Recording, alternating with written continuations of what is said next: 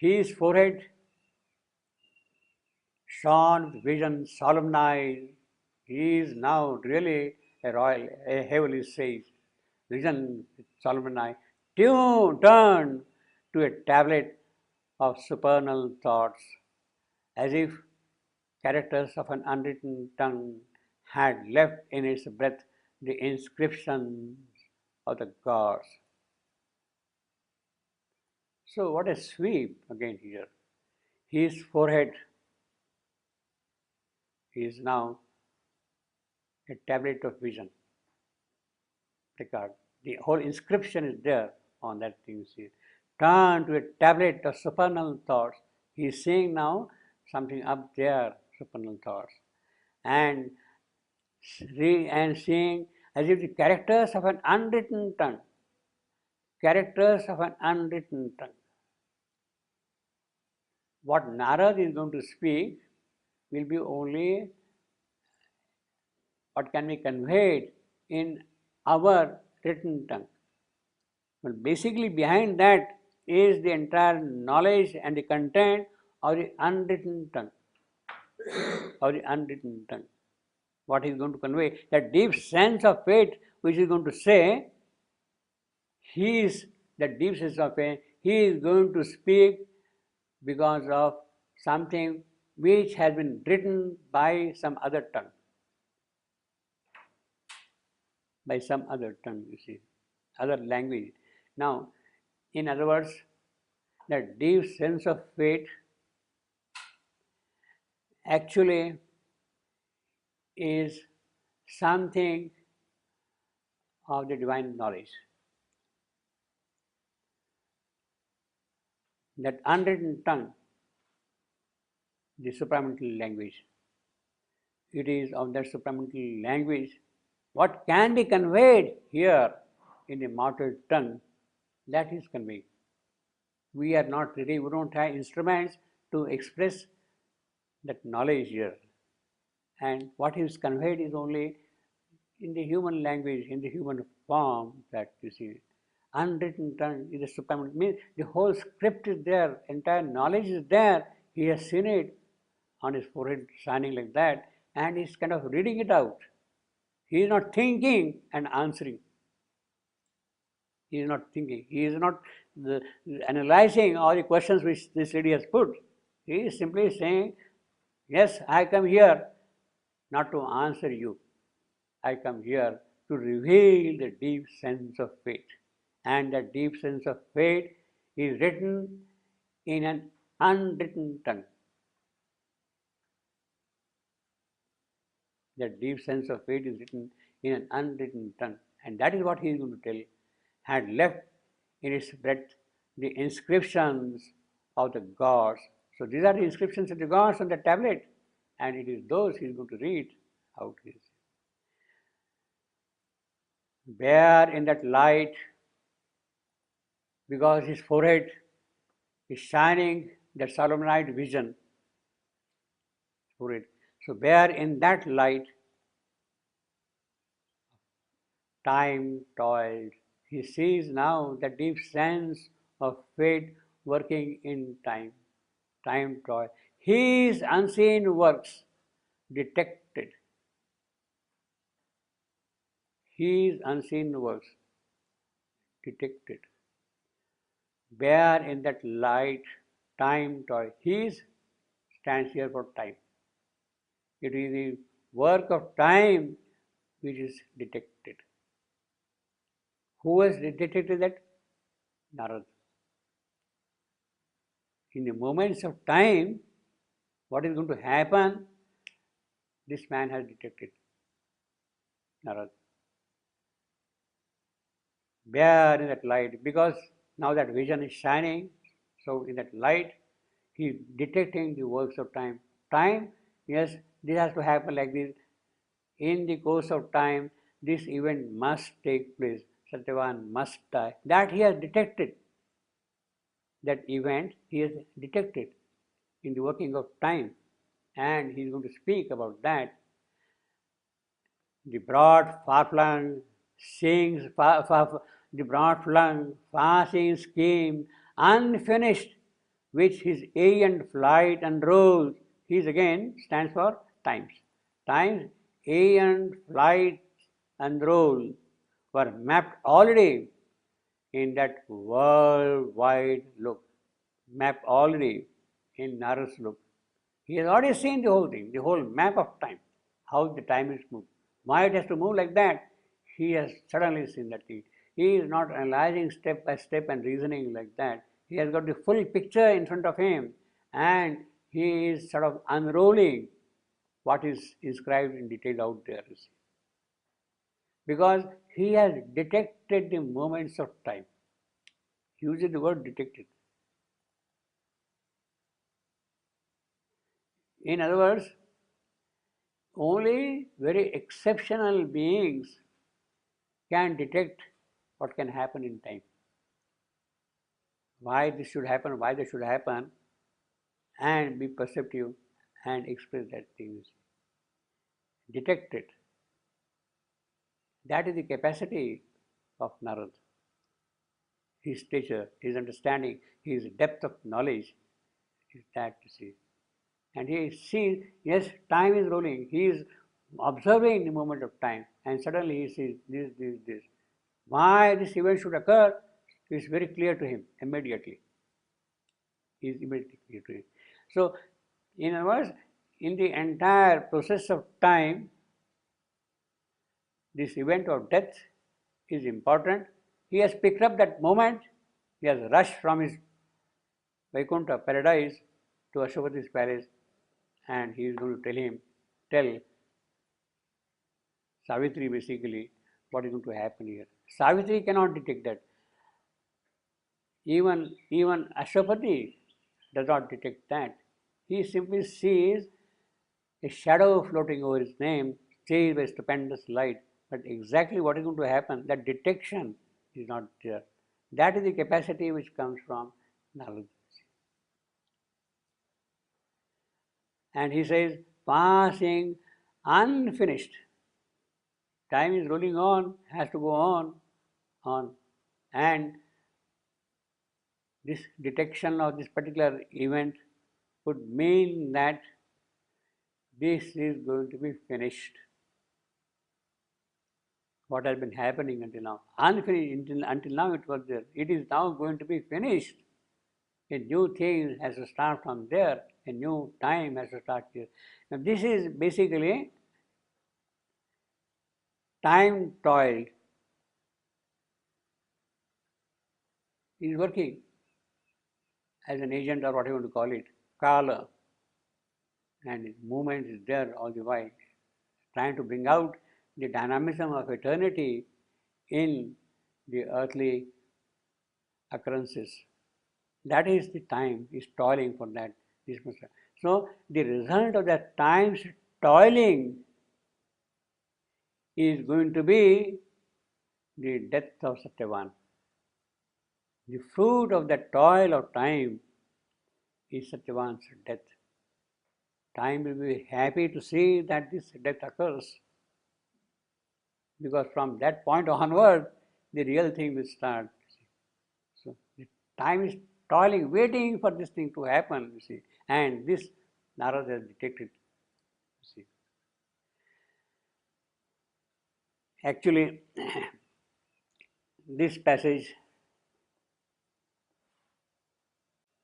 is basically the same thing which Shravandu wrote in the first draft of Savitri in 1916.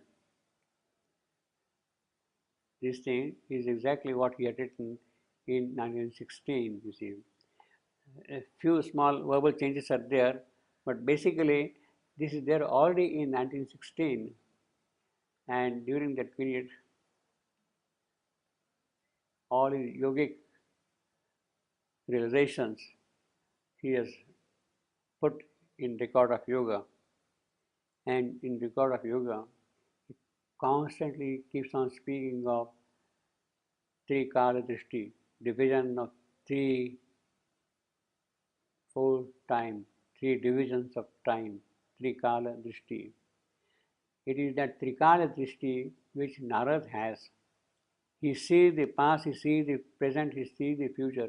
The entire knowledge of time and the toiling is there in front of him, and it is that which is now expressed here. So basically, you can really see the entire force of record of yoga getting, in a way, quintessenced in this small description of 3 sentences. These 3 sentences he has brought the whole of record of yoga, basically, you see here. All that things. In the 1916 draft,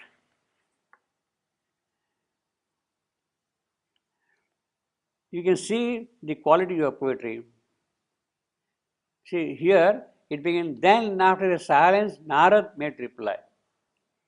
The draft at that time begins, but Narad now, the seer, lifted his voice. You can see the enormous poetic content which has changed between that draft and this line. This line, then after a silence, Narad made reply. This line and that line, but Narad now, the seer, lifted his voice. It's not the same thing. It's not the same thing. Sri Aurobindo has said, I have been using Savitri as a means of ascension, of climbing up. And that is what you see in that line and the 1916 line. But Narad now, the seer, lifted his voice. Well, poetically it's not a bad line at all. It is a very good line. But the yogic force which is here is not present here. In other words, between this line of 1916 and this line of 1946, roughly about that time, there is a span of 30 years, and all the force of those 30 years is what you see bringing out that change from this line to that line. That yogic force of those 30 years is that is what he means by this means of ascension. I use Savitri as a means of ascension, you see. Means of ascension. From 1916, but Narad now, the seer, lifted his voice to, then after a silence, Narad made reply. You can see the entire yogic occult force which has been kind of pushed into the expression of Savitri, you see.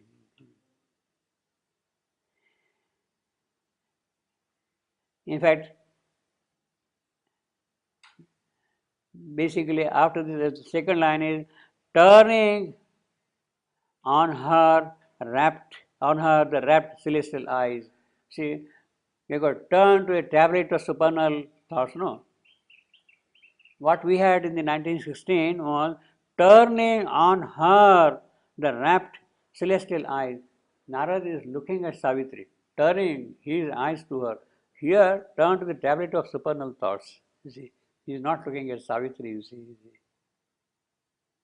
In the earlier draft and this draft, you can see the difference in expression. Turning on her the rapt celestial eyes, bear whose gaze time toils, bear whose gaze time toils. His unseen was detected.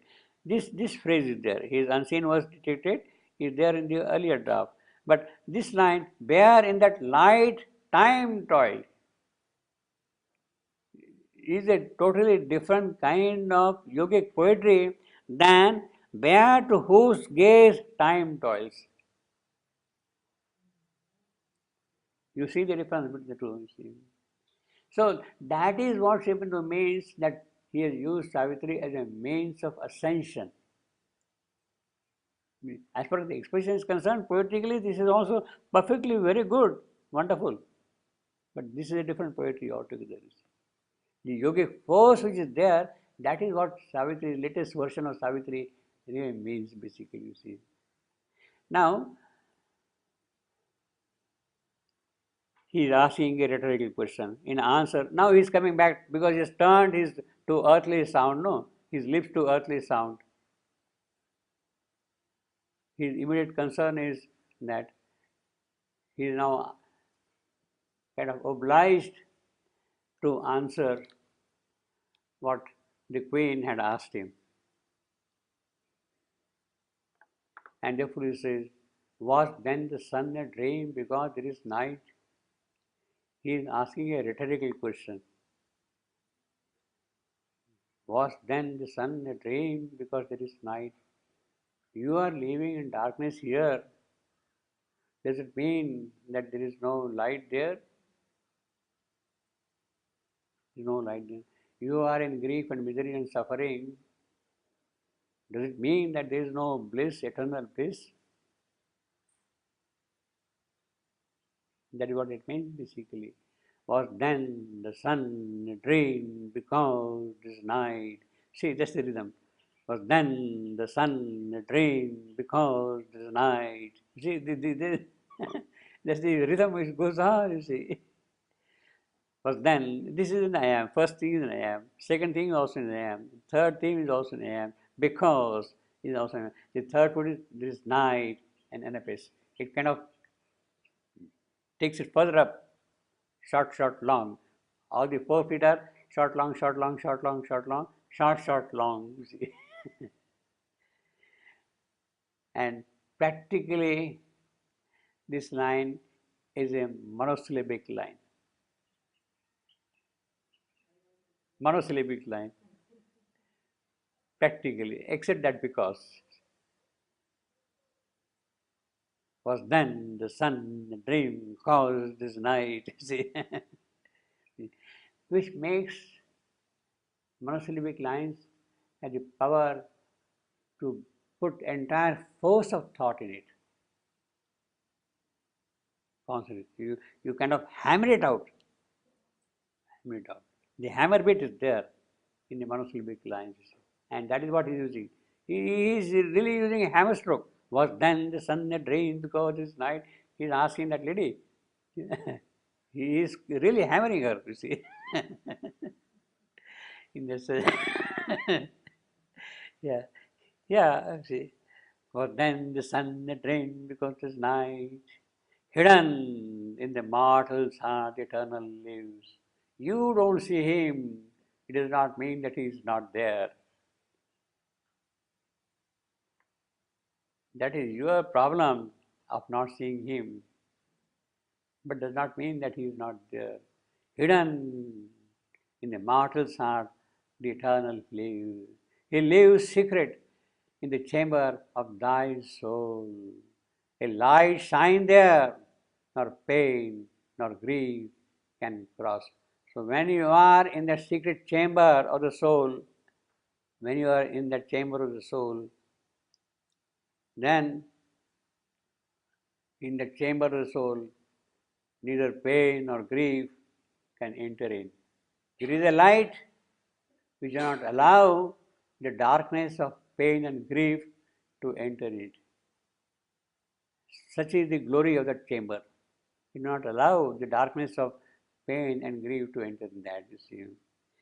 A darkness stands between thyself and him.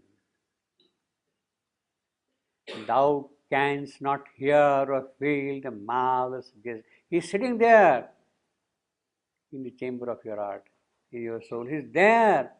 You cannot hear him, you cannot feel him. That is not his fault, it is your fault. You see. Thou canst not see the beatific sun. He is there burning bright in the night. Was there no sun because there is night? He is there. You are living in the darkness, it does not mean that he is not there.